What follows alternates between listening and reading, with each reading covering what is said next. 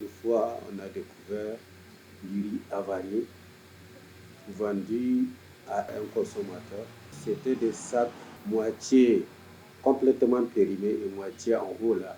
C'est ce qui est un peu acceptable. Les Nigériens sont désormais conscients de la vente de produits alimentaires périmés et de falsification des dates de péremption.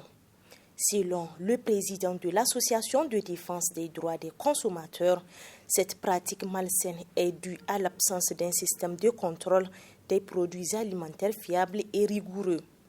À l'importation, c'est un contrôle physique. C'est une cargaison qui vient, on prend un petit échantillon. Ce n'est pas un véritable contrôle.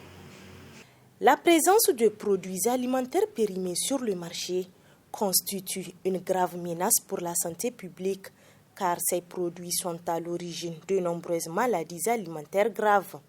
Quand on fait une toxi-infection, surtout si c'est une bactérie qui est vraiment multirésistante,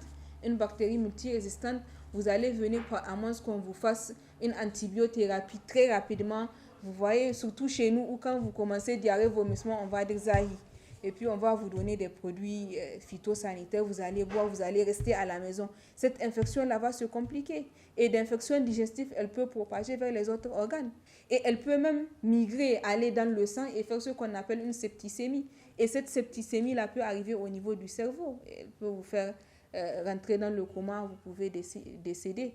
Pour rappel, en 2019, les députés ont abrogé la loi créant l'Agence de vérification de conformité aux normes ANVCN au détriment d'une autre structure qu'est l'Agence nigérienne de normalisation, de météorologie et de certification ANMC, poursuivant la même mission que l'ANVCN.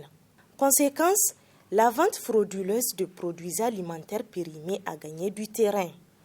Ce mécanisme a été mis mal à l'aise à cause, en tout cas, du poids économique et politique de certains importateurs.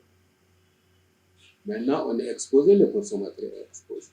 Cette pratique suicidaire à laquelle s'adonnent les commerçants véreux porte gravement atteinte aux droits humains reconnus et garantis par les textes réglementaires en vigueur au Niger qui reconnaissent à chacun le droit à la vie, à la santé, à l'intégrité physique et morale, mais aussi et surtout à une alimentation saine et suffisante.